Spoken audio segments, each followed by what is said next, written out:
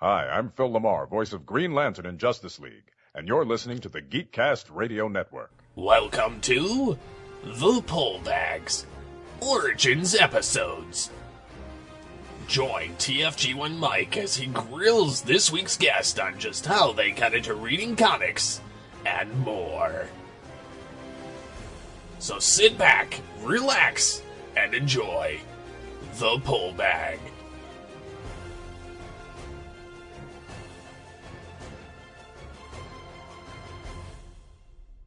These guys at the GCRN would make great Green Lantern Corps members. Seriously. Wait, who are these guys? Hello and welcome to The Pullbag. This is another Origins episode here in The Pullbag. And for those of you that don't know what the Origins episodes are, I, TFG and Mike, basically just talk to whoever the hell I can find about comic books, how they get into comic books, how they get out of comic books, how they loathe DC, how they love DC, whatever, rebirth, reboot, whatever the hell you want to call it. And this is a very special Pullbag Origins because the guest is actually live in the studio right now. We have, from 106.9 Play here in Louisville, Kentucky, Jesse Ras. Hello. Yes. So you are here. Why don't you give the people a little bit of background on yourself really quickly? So I'm a local radio guy here in Louisville, Kentucky. I've been a huge nerd from birth. I walk around wearing a Green Lantern ring. I mean, that's my hero of choice. I'll get into more why that is in a little bit. Mm-hmm. I'm most known for, though, dressing up like Captain America. I go visit children's hospitals, Make-A-Wish kids, things like that, with another group of people, and that's kind of what I've become known for as far as Captain America. What's funny, though, is I've grown to like Captain America, but originally I just liked him because I wanted the shield. Everybody wants the shield. And then I have the Avenger accurate suit. I'm working on upgrading it to more Age of Ultron because that looks a little bit less spandexy and more comfortable. Have we seen the Civil War suit yet? No, but I can't. Well, we've seen some we haven't seen like full on like trailer. We've seen some concept art for it, but the Age of Ultron one, I can't imagine they're going to change it too much because they've changed it every movie, but they went from full spandex to full like leather sort of espionage, and then they combined the two from the Avengers and the second one, and then took some aspects of the original movie, the World War II era outfit, and I really liked what they did with it because it looks more functional, it looks less spandexy, and it just looks cool. Last thing we need is cap nipples. This is true. This is totally true. So, all right. So usually the first question I ask anybody is, as a kid, was there a parent, a friend, an uncle who just said, "Here, kid, read this comic. Go away. You bother me." I had a lot of parents, or a lot of people say, "Hey, go do this, you bother me." But I did have one relative. He gave me a box of some of his old comic books. Mm-hmm. Most of them were Wolverines, a few X-Men. I got a really nice copy of the Death of Superman and then his rebirth, and it was signed. It's got their certificate, all that. I think it's worth like $50 because there's a bunch of those out there. But I got a whole bunch of those. Some Spider-Man. New York City. If only everything down there was really as peaceful as it looks from up here. Carol is not going to be happy. Let's worry about liability later, shall we? And concentrate on the fact that we have a downed pilot! Sounds like you missed me. Hal! Oh, I thought you were dead. Are you okay? What happened? I'm fine. When the shockwave from that shaker hit, it locked my instruments. There was nothing I could do. I had to eject and... That bridge came down an hour ago, and you let me think you were dead all this time? Well, I landed in the desert. I had to hike to the freeway. Typical. So, you were worried about me. You're replaceable. That was a billion-dollar fighter jet. I'm sorry about what happened to the plane, Carol. But you weren't the only one who was worried. When I saw how big that quake was, well, I may be replaceable, but you're not. Hal, I've told you a dozen times why this will never work. Tell me again. Over dinner.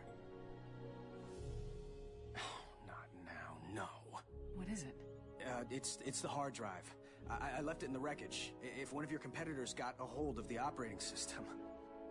Go get the drive. I'll pick you up after work. I promise. Mind if I ask what this is all about? Green Lantern of Sector 2814. Report immediately to Oa. Priority 1. Hey, bub, I keep telling you, don't call me Wolvie! Snicked. So I started reading some of those, but those were like heavy 90s comics, and so everybody had a mullet. Everybody was edgy. Everybody was dying or this and that. I mean, I think one of the first ones I read out of there that I thought was cool was the issue of X-Men where Wolverine gets all the adamantium ripped out of his body by Magneto, which was cool. But for the most part, I started getting into comics because of the Spider-Man animated series. Yeah. So that cartoon show kind of got me interested. So I bought some Spider-Man stuff here and there, but I wasn't what I am now. Yeah. That didn't come. So there was sort of a hiatus between like real serious comic stuff after I stopped playing with toys, and so it was just and hey girls, I love yeah. So that kind of fell by the wayside. Yeah, your teenage years. That's where most people usually say they've fallen out. Is their teenage years. They don't start with those girls, play sports, that kind of stuff. I certainly didn't play sports, but I mean, I watched a lot of the cartoons, so I kind of kept up with the characters from that aspect. But then it was like when I was 18, 19, I was living in New York City, and there's a comic book store, Midtown Comics, and I walked in there because I was like, man, this place looks really cool. And I started looking around, and there was something about, it was right, I don't know, maybe 6 months after Green Lantern Rebirth, where Jeff Johns went through and kind of cleaned up the Green Lantern universe, and there was some issue that just kind of caught my eye, something that jumped out. So I bought it, and the guy behind the counter was like, wow, actually this is a first run. We found extra in the back, so I was like, okay, whatever. And so I really started getting into Green Lantern, and then this was when 52 started kicking off, which wasn't a bad run. It had its good moments. Countdown was atrocious. But 52 was fine, but a lot of that stuff that started tying into that. So I really started getting into DC, which then was my gateway drug back into Marvel. I started really following the Avengers, Captain America. I was in New York for Captain America's death. I remember buying, because I was stupid and I had money back then. So like, there's 3 variant covers? Yeah, sure, I'll buy all 3 of them. Whatever, I don't care. That's the thing nowadays. The variant covers, oh my god. They get obsessive. They get crazy. The variant covers very well might be the death knell of the comics industry. It just released, this episode will go up next week, but on March 2nd, Boom Studios released Mighty Morphin Power Rangers #1. And I want to buy them all. And there are like 30 or 40 or I don't even know how many different variant covers for this one issue. And when IDW did their Back to the Future #1, there was like 35 different covers for that. And I'm like, serious? Like, I love variant covers. I do. And for me, and I've said this on the show before, if I'm, if I have a pull bag or a pull list at the Great Escape over there on Bardstown Road, and nice drop, by the way. It says, yeah, I know, right? So it says that, with the comic companies, it says if you have these on your list with your shop, you get a subscription cover. Yeah. I had to explain to them about getting the subscription cover because I'm like, okay, if they're telling me I can get a different cover for the same price as the regular cover, then I feel entitled to get that cover. Yeah, and it's so tricky because the ones that end up being worth anything are usually a variant cover. Are the retail and they exclusive? Yeah. They start out at, they don't start off at normal comic price. They start off at about $12 to $15 sometimes. But so I ended up grabbing, because I did that. So I grabbed the Ed Brubaker, and then the original just Civil War one where he's got the blood and the handcuffs. And I bought them both, and I'm walking out of the comic book store, and there's a news crew out there, and I'm like, this is really weird. And somebody holds a microphone up to my face and goes, so how do you feel about Captain America dying? And I just looked at her, and I was like, whoa, y'all, spoiler alert, I just bought the issue. And so, I mean, that was just, it was a crazy time, and I was buying probably 25 titles A week? A month, I would say. But I mean, I was going in, and I had I pull this weekly, and then when I moved back here, I was still buying online because you get like 30% off when you buy online. I tell you, the best place if you're not using any of the local comic shops here, dcbservice.com. I've seen them. They are like I looked at it for a buddy of mine because he likes Batman and a bunch of other stuff, and I was trying to show it to him, whatever else, and it was like Batman 51, 40% off right off the top. So I'm like, that's the best deal, honestly, because with DCB Service you can get. You can get them shipped weekly. You can get them shipped twice a month. You can get them shipped monthly. Hell, monthly is probably the cheapest because you get one giant box of comics. So what I would do is if you every order, if it's over X amount of dollars, you get free shipping on it. Right. And I was buying so many that usually every order was. So I mean, every week I would get something. But I loved it because you got free bag and boards with that. I mean, so it was like I would literally pull it out, read it, put it back in. It's in the bag, and it's in great condition. Unfortunately, most of my comics survived the trip from New York City, but not all of them in mint condition. So, all right. So, characters. When you were a kid, who was your favorite character? Oh, Spider-Man, hands down. It was just the Spider-Man. The animated series started coming out. I liked Batman a little bit, the movie kind of, but I was never like running around going, I'm Batman. Yeah. And when I was little, there's a great picture of me, my dad flying me as Superman. And because I wanted to be that one year for Halloween. And so they had Superman costumes, but it was like pajamas. Yeah. And it didn't come with the red underwear, which was stupid. So my parents went out and bought like little underwears and dyed them red. And it's a cool photo, and I just had a little boy, so I can't wait for him to be a little older so I can kind of recreate that. But so probably Superman and Spider-Man. I mean, really, growing up, I mean, kids now, not to sound old, but kids now they have exposure to a lot of different characters in pop culture. Yeah, it's a lot more diverse nowadays than it was 30, 40 years ago. I mean, Superman, Batman were really, when it comes to movies, that was really, if you weren't reading comic books, that was what you got. And then you got some cartoon series with Spider-Man, X-Men. They try to throw Silver Surfer in on there occasionally, and that just kind of Fantastic Four for all the hokiness it was. Well, the Fantastic Four one wasn't.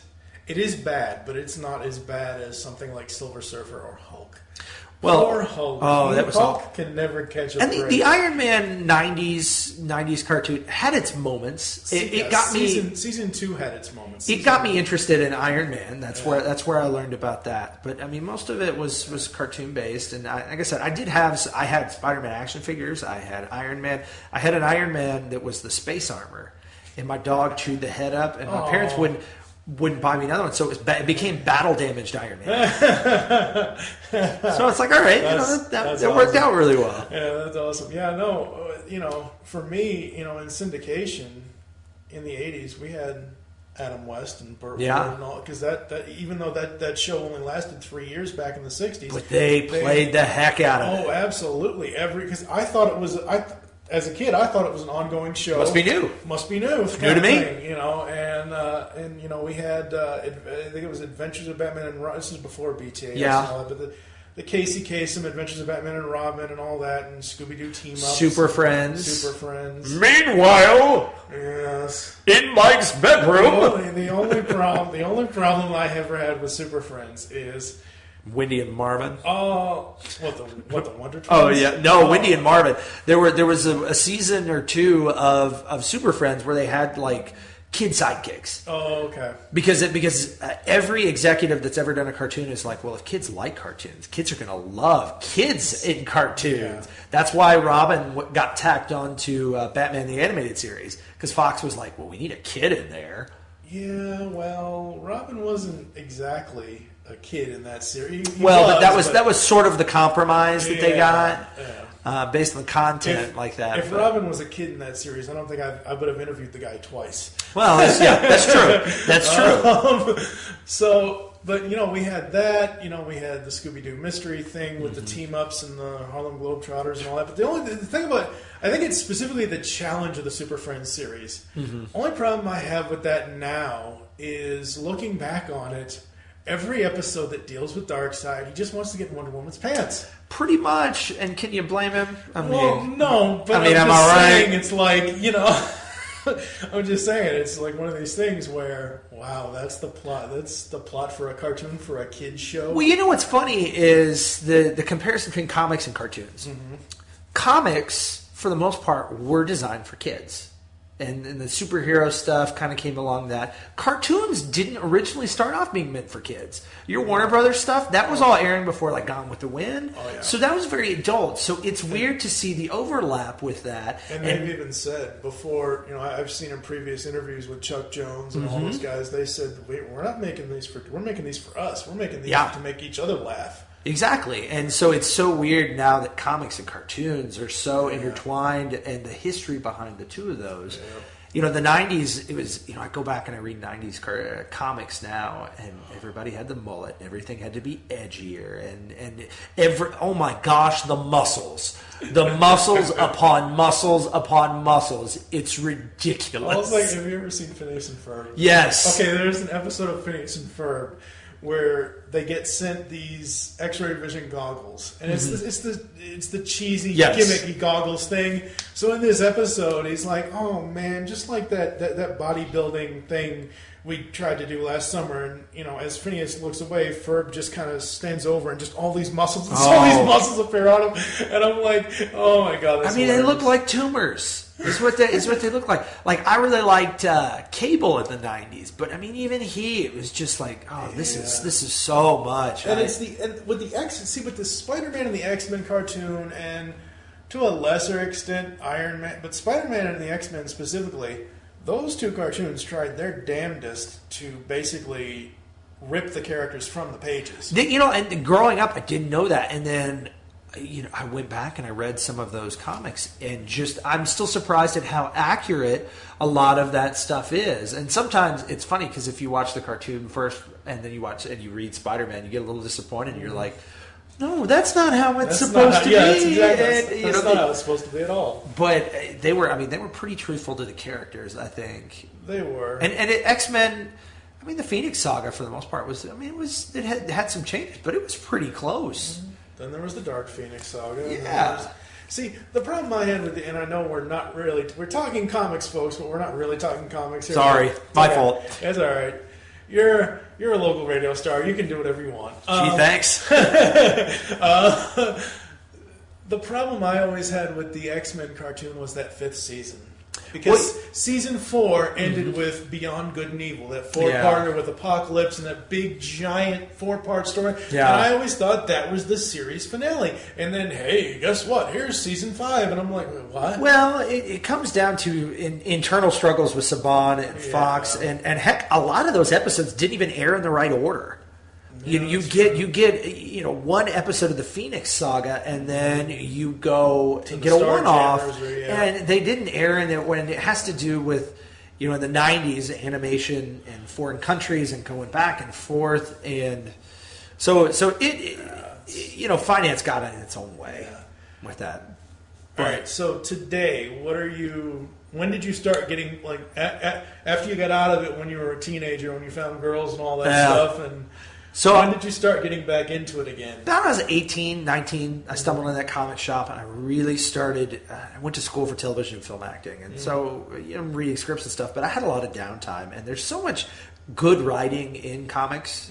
There's a lot of bad writing, but there's a lot of good stuff and a lot of good stories to be told. I mean, Civil War, I jumped in right around the time Civil War was really getting in its heyday.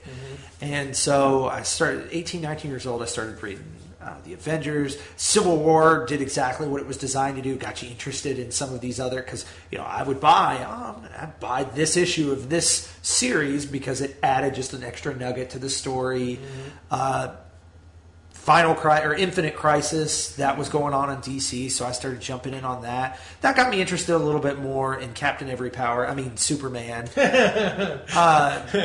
Green Lantern, I'm still enamored with. I'm still on board with that. They aggravate me at times, but I think the Jeff Johns run is solid completely, and I read Animal Man for a little while, which was a weird, but that came out of 52, and I thought that was okay for a little bit. And I just jumped on all these money-wasting side issues and things like that. See, that's where they get you, is they'll say, oh, we're doing this super giant event. Universe-spanning event, and you have to, like, when they relaunched the New 52. Yep. They did Death of the Family with Batman. And good. And I still haven't finished all of that because you had to buy 7 issues a week to continue the story. I mean, you can just buy Batman 13 to 17. Yes, and I did to get just the crux of the story. But there's Batgirl 15, there's Nightwing 15, there's all. And for me, that's how. And people would know this because this podcast has been going on 4 years now. That's how I got into character. Like, I looked at characters from the DC animated universe, and I'm like, okay, I love Batgirl, I love Tara Strong voicing Batgirl, I love Lauren Lester voicing Robin / Nightwing. So I kind of read forwards and backwards. I started at Nightwing 15, which was his Death of the Family issue. Yep. I went all the way to the end of the run. I'm the same way. I went back. I went back to issue 0 to read up to issue 14 to see what the first couple arcs were. I'm such a sucker because I'll get in there. Yep. Like right now, I'm trying to catch up the Secret Wars, whatever that was with Marvel. So I'm trying to get through that, but I'm like, I haven't read issues that go up to that. So I have to go back and I'm like, all right, I need to read this run of the Avengers. I don't have to understand, but I'm like, I want to because I like the full scope of the story, so I end up getting so bogged down in all the stuff before, and like I said, I am a comic buyer's dream because they're like, that guy's going to buy a lot of comics today. But I like the stories, and I used to in radio, whenever there's a remote broadcast, there's usually some guy that's sitting back in the studio just pushing buttons. That's all he has to do. Listen, make sure it sounds good. So when I was doing that, I would bring about 20 to 25 comic books in because you're being paid to be there for 20 or for 2 hours, and you have to push buttons 4 times an hour, or 4 times total. Yeah. And so there's a lot of downtime. So I'd sit there and I'd tear through a whole thing of comic books. But I'm sort of in that regression, so I decided I wanted to get married, or my wife decided that we had to get married. And so I quit buying comic books so I could afford a ring. Right. And so I've jumped back in a limited capacity. Occasionally I'll go to the comic book store and just drop a big chunk of money and just buy a whole bunch of trades. I love trades. Trades are great. I love individual issues, but one of the draws of buying individual issues usually for people is, they're going to be worth something someday, which is a travesty. Don't do it. It's not like it used to be, folks. No. It really isn't. This isn't 1941 where you can find you're not Action Comics #1. No, you're not funding your kids' college on your comic book buying habits. If you love them, buy them. Maybe eventually one issue will be worth something someday, but it's doubtful. But I love the trades though because I can throw them in my backpack. I can throw them around. I don't have to worry about, I kind of damaged that comic book. Because even to this day, even if they're not going to be valuable, I'm a stickler. I still want, when I was collecting trades and stuff, because we'll talk about this in a minute, I've gone digital. Some I do, some I don't. Well, see, once I went digital, I was like, oh my God, I can never not. Because I would have, when my mom was still alive, we were in a different apartment, and I'm sitting here. It was just a single issue, actually. I bought, I don't know what it was, whatever week it was. I bought 5 or 6 ones. Yeah. I said, okay, I want to read this one first, and I'll save that thing for later. I'm sitting there, and I'm trying to read it, and next thing I know, the thing falls out of my hand onto the floor, and I've fallen asleep. And it's not because of the comic. It's because I was tired that day or something. When we did Punisher Month, the first annual Punisher Month, when we did that, when we were doing Warzone and all this, the Greg Rucka run and all that stuff. I was reading Welcome Back, Frank in trade. Yeah. I'm sorry, the trade of that thing, because it's 12 issues, is like, people can't see this because this is radio. It's an inch thick. It's pretty friggin' thick, and I'm sitting here holding it in my hand trying to read, and I'm just like nodding off. Well, that's the joy of comics, in its serial form is you get issue to issue, and you can pick up and you can stop this and stop that, I like buying comics. There is no replacing the tactile sense of and the smell and getting that sort of thing. But there's some I do buy digital because I'll have my computer with me and I can pull up my account, or I'll have my Kindle with me and I can pull up my account, and it's great because I can have most of a run with me in one thing. Because living in New York City, like there's a lot of public transportation, so and that's what I miss the most about it. You ride buses, subways, you gotta have something to read. Yeah. That's one thing Louisville has needed for the past 20 some odd years. That I've needed. Reliable. Either needed a monorail or an underground subway. Yeah. So this is the main reason. Comixology.com. This is the main reason why I have switched to digital, because they go panel by panel. They do a really good job with it. And it is so amazing. That's the main reason why I've pretty much stayed digital at this point. Yeah.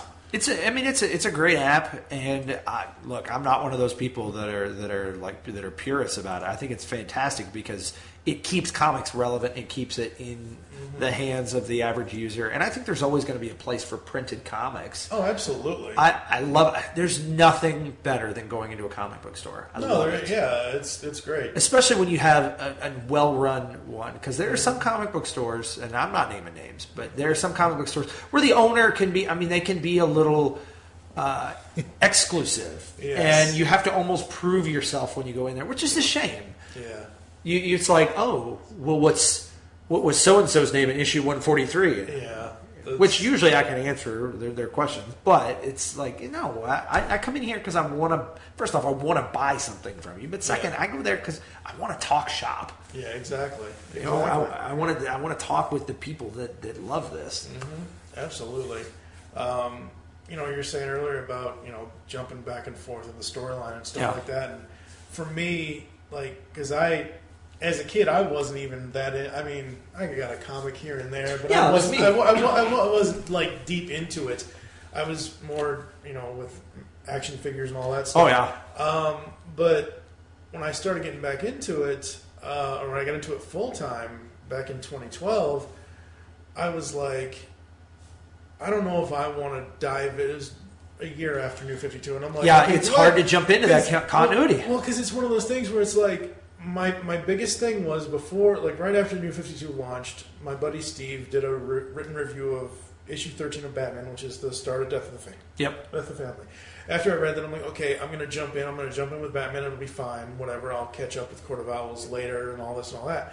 But before that happened, I was like, why do I want to go into a comic shop and pick up issue number 675 of Batman when I have to now read the past 670. That was my biggest issue because I'm one of those types of people that I want to start at the beginning of a story. And that's the constant debate, Marvel versus DC, because DC, has recently just said, you know what, screw continuity. Yeah. We don't care. Yeah. And that's not true for every series. Green Lantern holds on to that pretty quickly. It's in sort of its own bubble out there because of what Jeff Johns was doing, and it was successful. As long as Johns is still at DC, Green Lantern's always going to be in its own bubble. Which is great. But Marvel has kind of done that too, and that's why they relaunch titles. That's why they renumber. That's why it's issue 1, volume 7. And all that stuff to make it less daunting, which is good and bad. I just think they want more money off the number ones. Well, there is something to that too, but that was been one of the major complaints throughout the years. Is it's so hard to jump into Spider-Man 683, and you haven't been in the storyline. So that's why you get issues every 10 to 15 issues. The origin is sort of rehashed in the beginning, or something you're like, why? I've been reading this. Why do you need to go over this again? And it's because. Yeah, there's some parallels to radio. I'm on from 5 to 10, so I'm on for about 5 hours in the morning. Mm-hmm. Every quarter hour, every half an hour, I got a new audience because people are getting in and out of their cars. Right. And so, it's hard for me to remember that we have to reintroduce something that we were talking about or reintroduce ourselves. Comics are the same way. Every couple of issues, they have to reintroduce a concept or something like that. It's just, with Marvel specifically and their renumbering, it gets kind of confusing. Well, okay, so it's not that it's confusing to me, it's why did you do this when you just reached? Okay, so take Silk or Spider-Gwen or the undefeatable, undebeatable, whatever the hell the Squirrel Girl, whatever the hell the Squirrel Girl comic is. Okay, those 3 titles they started off it was a year ago or so with #1. Yep. They gave them their run, and then all of a sudden, like the next year, hey, guess what? Another all-new #1 for these 3. And I'm like, well, why would you do that? A lot of that has to do, too, with you have artists and you have writers that want to put their spin on it. So a lot of times, like I would imagine Squirrel Girl. I don't know this, so don't email in if I'm wrong. But this is an example because this happens. So you'll get a deal, and it's like we're going to do 13 issues for this with one writer. Right. So he signs on to that, and he knows, hey, I got 13 issues with this. Right. So while he's doing this, he's still looking for work. So he signs on to do something else. Well, that 13 issues went really well. We're either going to extend it or do a whole new run. Well, all of a sudden that writer's not there. So now you're faced with a choice. Do we want to get somebody to pick up the pieces or do we want to start over? And there are great things with both sides. But I agree with you. It gets confusing sometimes, and it gets kind of daunting with that. But you know, it's still exciting, and there are good stories to be told. Oh, there are, absolutely. I'm not saying the stories aren't good. I'm just saying the editorial crap that goes, the behind the scenes stuff that goes into the technicalities of it. Yeah, all of that stuff. Well, I'll tell you one prime example. So I was on the Invincible Iron Man for a long time before Marvel just went through and sort of they did their own sort of 52 and kind of just rebooted. Like the historic age, or I forget how they did it, but that really good, solid chunk of Invincible Iron Man, where he got the extremis powers, and there is a stoppage where it stops being Invincible Iron Man and it becomes Iron Man Director of S.H.I.E.L.D. There's that fallout from Civil War, and it got renamed that, and the numbering was off.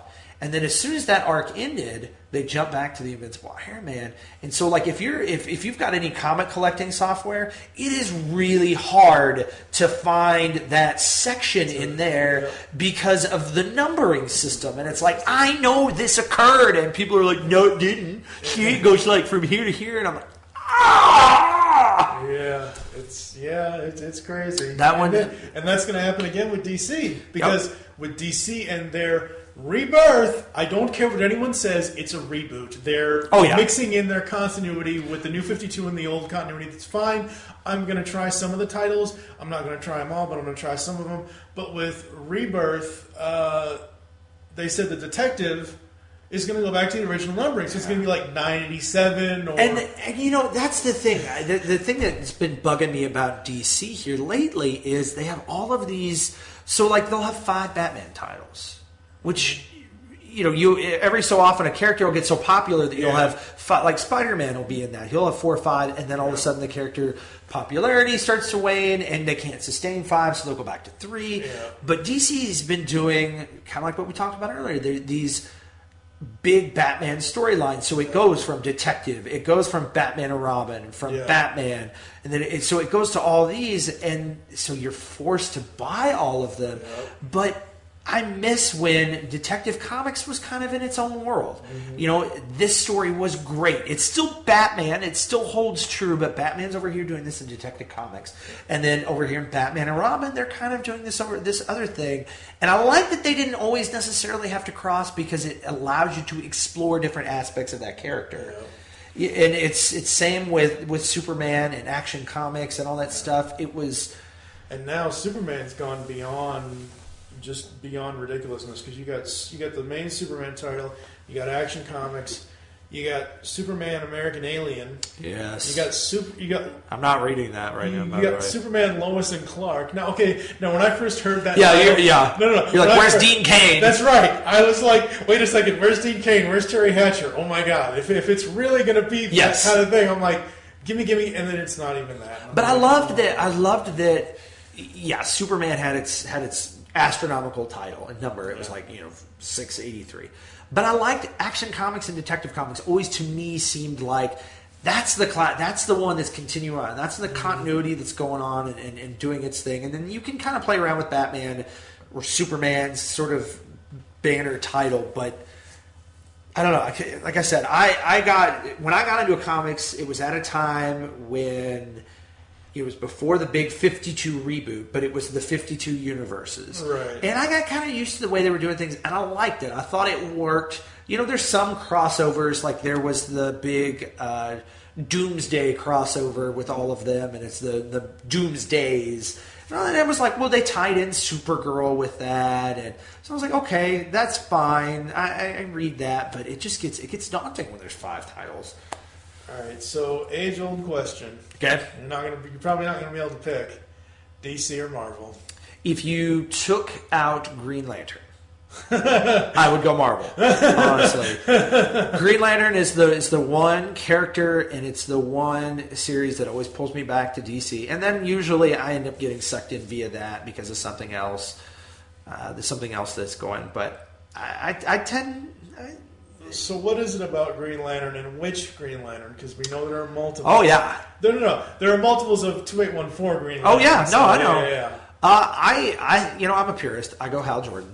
And I have my reasons, but Green Lantern as a whole, I wear a Green Lantern ring every day. I've had a few. Yeah. I bought this the day that I proposed to my wife because I figured the ring I gave her was 100 times more expensive than the one I want to buy. She can't say a word.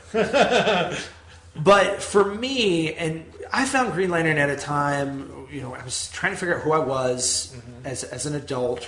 Those things were cementing, and the concept of the Green Lantern ring. You have to overcome fear, willpower. Just really sort of gravitated to me at the core. And that's always been a philosophy for me. I never want to let fear dictate what I do or don't do. Right. I'm a firm believer in overcoming fear, and don't let fear of the guy next door make you prejudiced. And you can carry that parallel out there.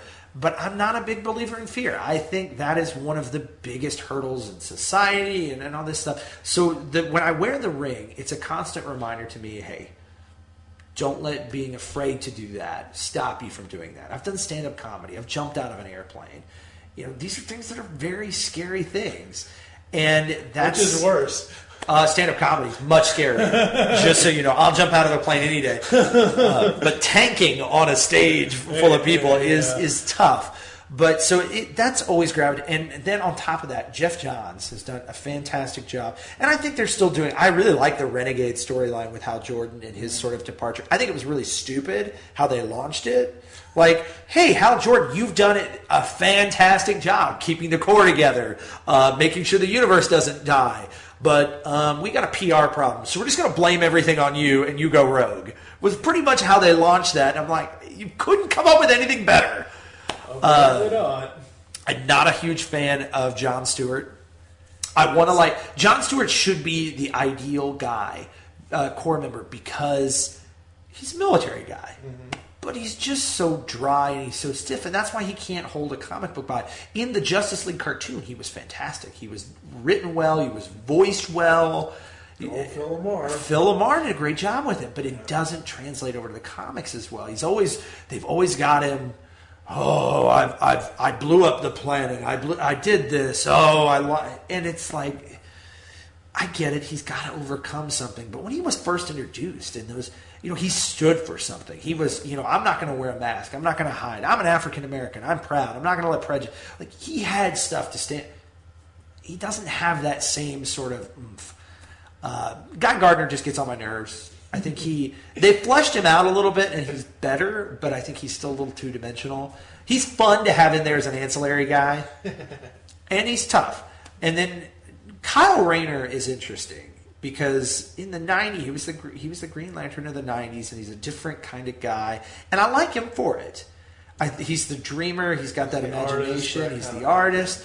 I like him as the White Lantern. I really liked what they did with him in New Guardians of the Universe. I thought he was really well scripted out. Because when Hal came back, he kind of had the same problem as everybody else. What do we do with him?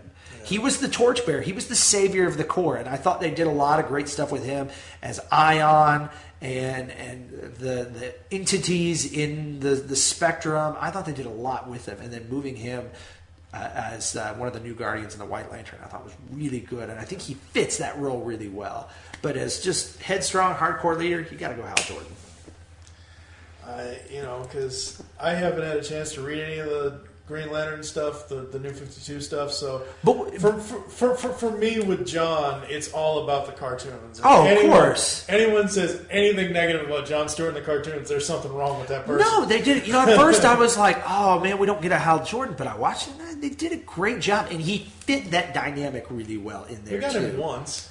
Yeah, we got him for about half a second, and then in the episode, once a future thing, and no, that was a nice nod. I appreciated that. But if you quick parallel to the comic books, I love the DC straight to DVD cartoons. Mm-hmm. Some of them, as of late, haven't been great. But my one problem with them is they can't do a good Green Lantern one.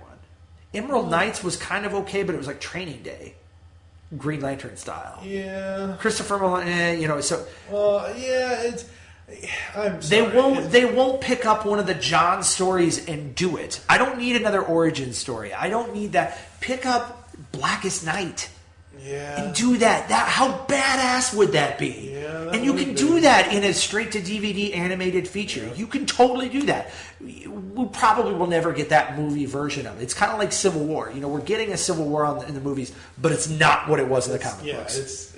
It's not going to be... It's condensed. They'll have like 40 heroes, but you're not going to get Mr. Fantastic running the portal. You're not going to get that entire universe, which is fine. The movies are limiting in a way that comic books aren't. Yeah.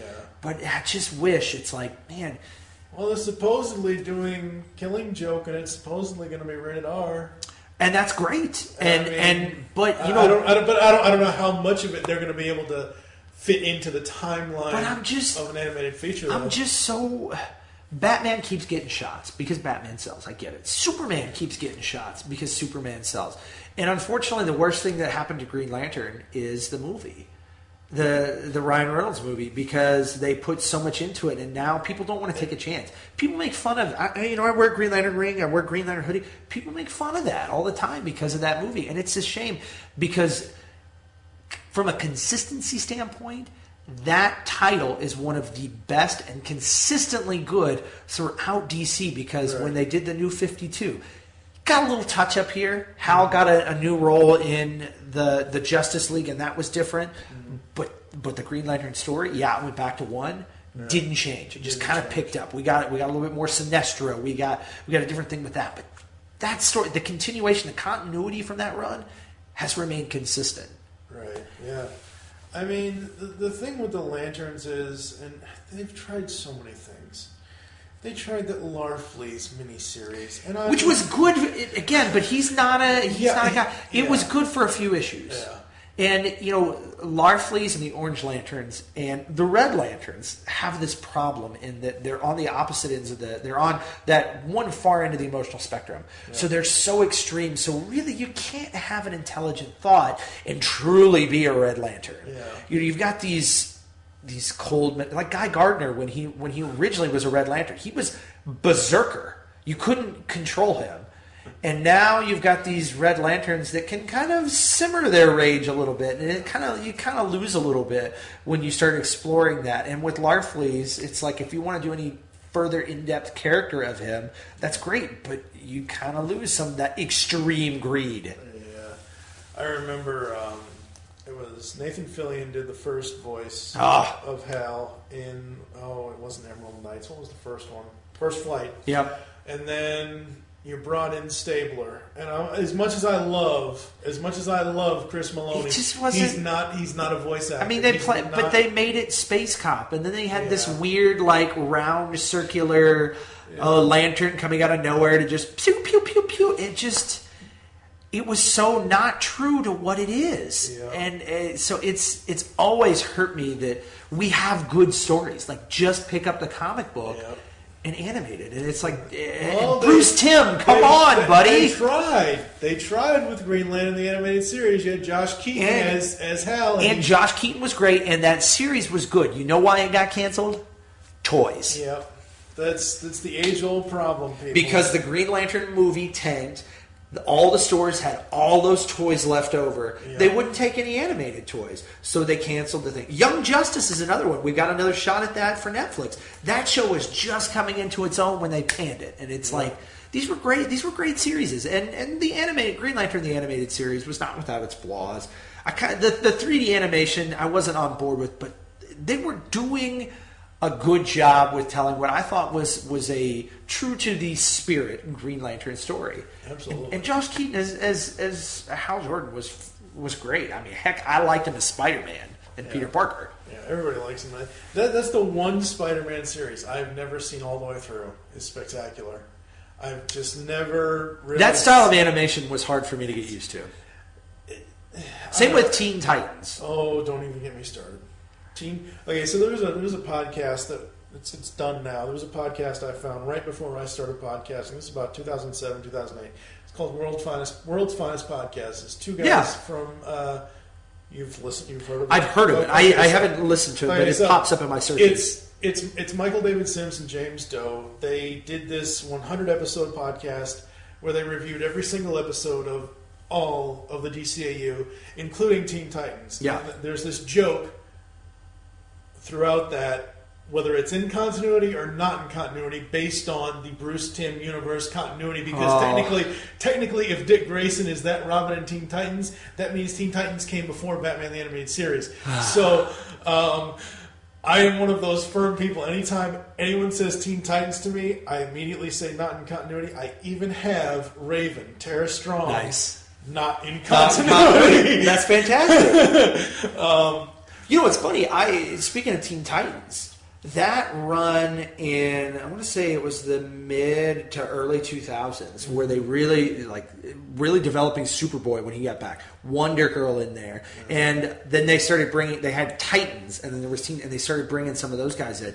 That was actually a really good run. I gave those trades to my sisters at the time. They were in their teenage years, and I was like, these are pretty good. I mean, there's a couple of things in there that I was like, you might be a little young for this, but I was like, there's some really good sort of angsty teen stuff. Right. But I thought it was a good adaptation for comics. I got into that kind of late because I got into it via the Connor Kent Infinite Crisis, Wonder Girl. I was like, well, that's kind of curious. So I went back and read a whole bunch of that stuff. But I thought that was a great run. I still like those. Jericho and the one character that I always wanted to have its own series after New 52 started was Tim Drake.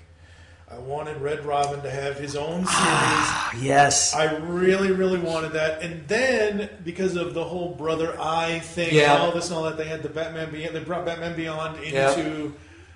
Which I like that show. And that comic was great. I love that universe. Yeah. So there's two Batman Beyond titles. There's more than two. There was like Batman Beyond Unlimited. There's Batman Beyond Unlimited, which was the Adam Beecham run. Yeah. The 10,000 Clowns, all that stuff.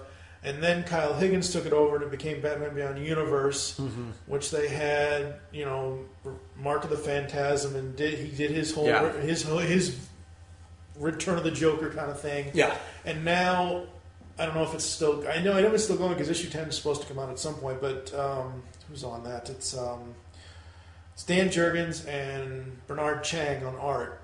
And it's basically coming out of Future's End. Yeah. Where... I'm still trying to figure that out. I can't even try to imagine.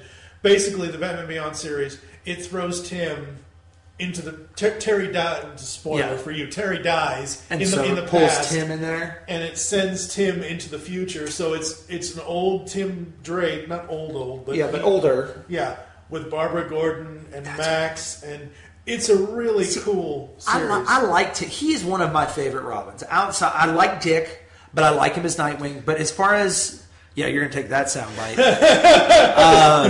I like Dick Grayson, but I loved Tim Drake, and I felt, man, he really kind of got hosed, and they kind of addressed it in the comics when Damian came along. He's like, the heck. When Batman supposedly died, but he was in the Time Warp, Tim Drake was the only one to say, hey, I know he's still alive. And then, of course, Damian comes along and Tim's like, hey, I'm still here. I'm not ready to be not Robin. Well, here, you go off and do your own thing. And so Red Robin was okay, but it wasn't what Nightwing had become. It was... No, but, I mean, at least it was Tim growing up into his own hero and into his own thing. I like the Red Robin suit, actually. It's not bad. Yeah, it's not bad It's at not all. as cool as Nightwing. No. Although it is still better than Nightwing's original costume with the flare and the fuzz. No flare, no fuzz. All right, the circus came out a little bit. All right, not counting the DC animated universe because that's completely separate. Okay. Red suit or blue suit for Nightwing? I like basic blue. I really do. The red is a nice touch, and I didn't hate it, but I just love that basic blue and black. It's a classic look, and when they went through and kind of took away his hey, I'm Dick Grayson sort of suit, and they retooled it. I like it. Yeah, I like the. I mean, just based on the animated series, I like that. I like it blue in the animated series, but in the comics, because I started reading the Nightwing stuff with the New 52, it's all well, red for me. The red sort of invokes some different emotions, and I think in that series it does go well, especially when you look at when they launched Batman and Robin, the new Batmobile had kind of a red tinted windshield. Yeah. So I think it went well with that, but man, basic blue all the way, the blue and the red. One character, I'm kind of jumping here, but one character I was having a discussion was about somebody that I love from DC. I know I chose Marvel over DC, but they're Booster Gold. Oh God, I can't stand that guy. Did you read the stuff that came out of 52 with him and Rip Hunter? Read it. It's good. I will. But the only reason why I can't stand that guy is simply for the episode. The greatest story never told. Yes, that's the one reason. But we got Billy West as Seeds. No, oh my gosh, awesome. It was great. That was awesome. But Booster himself, it wasn't even the voice acting. It was just the characterization and just the arrogance to him. And I get that. That's his character. But the thing is I was never a big fan of Booster before. But if he really came into his own, and that spinoff and that run after 52, the greatest superhero you've never heard of, and being behind the scenes, and he totally grew as a character. And I'm talking about him because, and again, this isn't comic, this is TV, but. Legends of the DC universe, Legends of Tomorrow. If you brought Booster Gold in there with Rip Hunter, I think that show would be magnitudes better. I don't think it's a terrible show. I watch it. I think it's okay, but I think it should be better. For me, and I'll ask you your opinion on this as well. Only counting network not counting Netflix stuff, because I count that as separate. So for me, number 1, Flash. Amen. Number 2. Legends. Number 3, Supergirl. Number 4, Arrow. And number 5, Gotham. The only reason why Arrow is at number 4 is because season 1 and 2 were great. Season 3, you might as well put him in a mother friggin' bat suit. Yeah. I mean, the whole... Green Arrow is a character. Is just a liberal Batman with a bow. That's all he was. I know, but you could give him a little bit more character, and they played the Count Vertigo stuff to death, so I know that, and they did the Deathstroke stuff, and I just don't think, and I'm going to say this properly, folks, and people need to learn how to say this, because the television universe doesn't know how to say it. It's not Raz, it's Ra's al Ghul. Yes. Bruce Timm said it in the animated universe with that, bringing him into that, and all of that, I'm like, we might as well just have Batman on TV again. The two I watch consistently because I'm off and on. I watch Arrow when I feel like I have to for continuity purposes. Well, yeah. Because there's some great episodes in there, but there's a bunch of muck in between the episodes. They said last year with Flash and Arrow, you could watch one or the other. Yeah. Stephen Amell actually said this. The actor who plays Arrow. Yep. People that don't know. He said last year you could watch one or the other as far as the crossovers. You didn't if you were watching Flash, you didn't have to watch it. He said this year with the crossovers you have to be watching both. Yeah. No, I will say you don't. But for really it to make sense, you do, and for you to get the maximum enjoyment, you really do have to watch both. So I'll bounce back and forth, but The Flash, hands down, is one of the best comic book television adaptations out there, live action. I mean, I put it up against some of the animated ones too. I think they've done a fantastic job. Supergirl's finding her I've legs. stayed away from Supergirl. It's good. They find a way. Every time I see something about it, I just go, they find a way each week to adapt a Superman story to fit her. Which is my problem with Supergirl.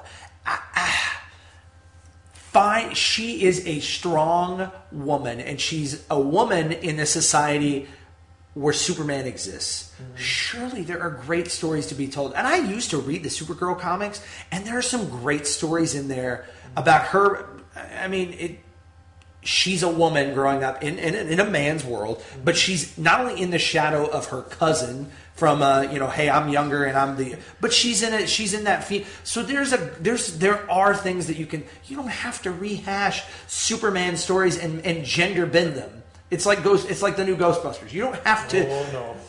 Here we go. Anyway, but I'm not getting into that. But so I'm waiting to jump onto that because I'm like I hope it gets better. For the first 5 or 6 episodes, they kind of constantly allude. Mm-hmm. They'll show a shadow. The only time I've enjoyed them saying, Clark or Superman or what, is when she was texting him back and forth. Because me personally, I know this will never happen, but me personally, I'd like to think that's Tom Welling on the other phone. Oh. I do know that they are crossing over between her and Flash. Yeah, no, I knew that. Which is interesting, and I like the cooperation between the networks. Yeah, well, CBS and CW, CW is Warner and CBS, isn't it? I think so. I don't remember anymore. They go through some of those. Yeah, but bottom line, they're hoping it'll be great for Supergirl to have the Flash on. Yeah. The Supergirl isn't gonna do much for the Flash, but you mentioned Gotham. And I'm gonna say something that's gonna really just tick you off, and I'm sorry. I don't care. Go ahead. I'm tired of Batman. I am. I'm tired of the Batman universe. We've had 3, for the most part, decent movies. Some have been better than others. We're getting a reboot with Batman vs Superman. Mm-hmm. We have Gotham. Which Gotham really isn't even a Batman show. But it's in the universe. It's Law and Order with Batman characters is what it is. That first season, I got bored with it, and I jumped off of it. But I'm just burnt out on Batman. Yeah. No, I completely, I mean, I am so anti-DC and Marvel right now. I'm reading comics from every other publisher I can other than DC. And I just do not. Yeah. I just... no reason. I'm impressed. Legends of Tomorrow. I'm really happy that they're trying to explore the Atom, who's not traditionally a super exciting Hawk Man and Hawk Girl. They're not always. Hawk Girl is more known because of the cartoon. But those two, Firestorm, who's one of the most powerful superheroes in the Justice League, and he's often overlooked. I mean, I'm glad that they're exploring that, and I hope that show gives the avenue for maybe a Booster Gold in there, or I don't know, I'd kill for even a mention of Green Lantern at this point. There's some of those other characters that don't necessarily get the attention that they should. Yeah. But I'm just burnt out on Batman. Everybody's Batman, and Batman is the new Chuck Norris. Who would win in a fight versus Batman? Batman, because he's Batman. And Batman used to be and can be an interesting character. But let's put him down for a minute. If you're going to explore the Batman universe, let's do it through the eyes of Dick Grayson. Let's do something where Batman's dead. You don't even have to do a whole death of Batman, but Batman's not around. So we've got Dick Grayson, we've got Robin, or even a Teen Titans-esque sort of a situation where you've got Nightwing, the protege of the Bat, operating in a different city. You want to talk about stuff Bloodhaven. Bloodhaven, or that. That to me is a little bit more interesting than everybody living in the shadow of the Bat. Yeah. Well, for me, if I wanted something like that, if I wanted to see something like that in a movie or animated, they need to go to Snyder and Higgins' Gates of Gotham. Yep.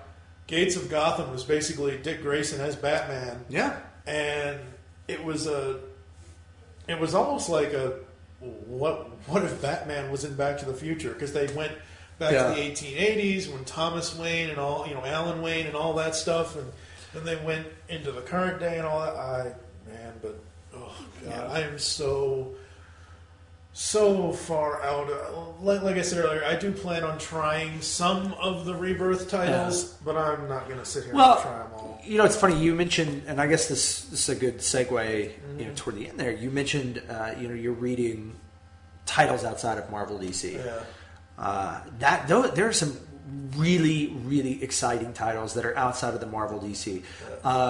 One that I forget the publisher, but it involves Green Lantern. There was the Spectrum Wars with Green Lantern Star Trek. That's IDW. That was a phenomenally well-told story, and what impressed me the most is the way they started out, and they sort of justified it. It was an offshoot, sort of parallel universe from Blackest Night, and I was like, I got such a kick out of it, and I was really disappointed that Chris Pine chose to be Wonder Woman's boyfriend and not Hal Jordan, because I was like, I want that cover signed by Chris Pine, because then I've got Kirk and Green Lantern in one signature. But that was a great crossover series. I'm really, I've read issue 0 of the new Power Rangers series.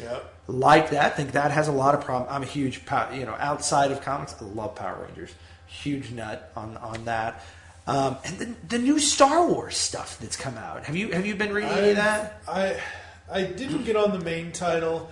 I tried Leia, and as much as Mark Waid is an amazing writer, he's always been. I just didn't feel the Leia series. The new Star Wars is fun. The Darth Vader offshoot, really good.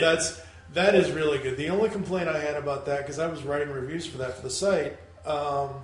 Issue 4 and 5, something happened. I don't know what happened. Issue 4 and 5, it did not feel like Kieran Gillian was still writing. It still said it was a little disconnected. And then issue 6 came along, and the cover with the Emperor and all that, and then you had all that stuff, and then you lead into Vader Down, which I have not read yet. I want to eventually, but I'm telling you, it's so good. Yeah. Have you read Kanan the Last Padawan? No, I haven't. Are you watching Star Wars Rebels? No.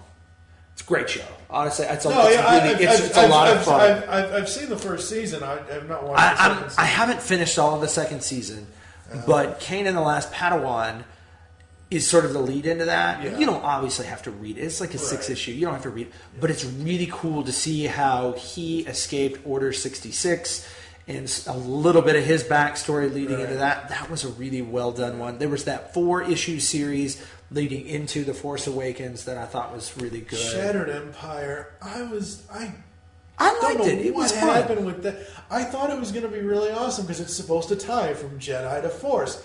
And it doesn't fully tie, it's that in between. It's like they introduce all these new characters, and I'm like, what does this have to do with none of the new characters in Shattered Empire end up in Force Awakens. I wish they would have continued that series on a little bit more, because it was a limited series, right? Yeah, it was 4 issues. I wish they'd have gone at least 6. Yeah, something like that. You ever watch Prison Break? No. You never watched Prison Break? No. Okay, so there's a series from a writer that I've interviewed, Ryan Ferrier. It's a new series he just started called Kennel Block Blues. Yeah. It's basically anthropomorphic animals in prison. It's basically Prison Break with animals, cats and dogs. The first issue is hilarious. Another one you might like to try out is called Dave. It's another one of his, Dave 1 and Dave 2. Yeah. It basically takes place 500 years in the future. The robots have destroyed humanity, and they're now becoming human-like. So it's these giant... So they're falling into the sort of the same habits that they were eliminating. Right. So it's like they're getting jobs, they're having commutes, and the language that he uses in it's not for kids. No. But the way he works around, people say, "God damn it," every now and then. Yeah. Every now and then. Well, he translates that to "jobs, damn it." Nice. Nice. Or instead of Instead of for the love of God, for the love of Waz. Nice. That kind of stuff. It's the first series is 4 issues. The first series is 5 issues. The second series is 4 issues. It's a really, really fun series. Have you read The Boys? No. Speaking of comics not meant for kids, it's concluded. But a buddy of mine got me on this, and it's a little hyper-realistic view of superheroes. So you have this Justice League, and they're total pricks. They do whatever they want. So it's kind of like The Authority. A little bit, but they run, they're run by this corporation. And all superheroes apparently stem from this one, drug that's given. So you've got this Velocity 10. A little bit. So you got this one group of superheroes that are not, they're not really superheroes, they're like anti-superheroes. Right. And they sort of keep them in check. And it's got this guy who is basically Simon Pegg. Oh, jeez. In there. And it's freaking hilarious. It is graphic as all get out. There are boobs. There's a lot of stuff. There's a little offshoot miniseries of there called Herogasm. Yeah. And it's basically this one time a year where all of the supers get on this one island and go crazy. So, Themyscira.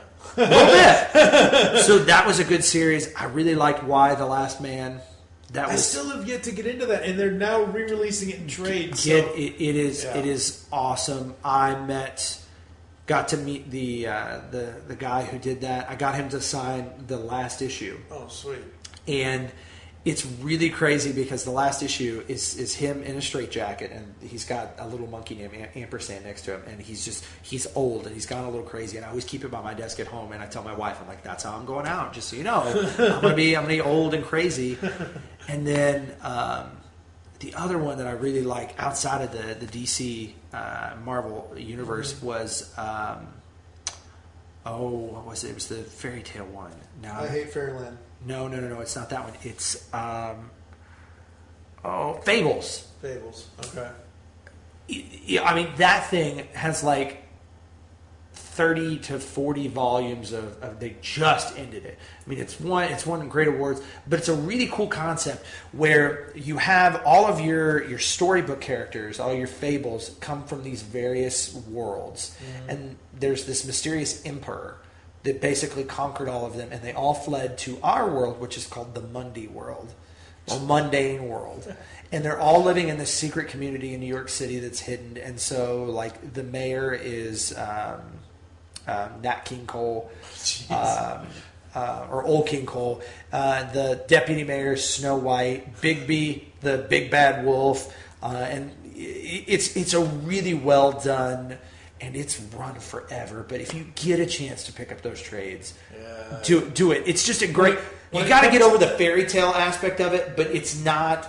Well, when it comes to fairy tale aspects, Xenoscope Entertainment and the Grimm Fairy Tale. Oh my God, Robin Hood from beginning to end. Because there's first 3 volumes, then there was the ongoing. They're about to wrap up the ongoing. I'm just starting to get into some of the Red Riding Hood stuff. They've got Wizard of Oz stuff. They've got Neverland. See, and they tie a lot in Fables. They tie a lot of that, the show Once Upon a Time. Once Upon a Time. Yeah. It feels like a rip of that a little bit because my wife likes that show. So I've tried to get her to read that because she doesn't read comic books and she won't do it. But I'm like, if you do, you like it. The whole first trade is this sort of murder mystery whodunit sort of thing. Between Snow White's sister Rose Red, which most people don't remember, and Jack, Jack and the Beanstalk, and he got his own offshoot, Jack of Fables, and it went for a while. And he's this sort of hyper aware trickster. I did not like Jack as much as I liked the normal Fables, but he was kind of a fun player in all of that. But I'm telling you, if you get a chance to pick up those two, Why the Last Man and Fables, I have the trades. If I can ever remember, I might let you borrow them. But they're just some great stuff. Love comic books. The best series for me right now, as far as franchise, hands down, Turtles from IDW. I want to get on that. Oh man, because I liked Ninja Turtles as a kid, but I always see them as a cartoon, so it's really hard for me to picture it.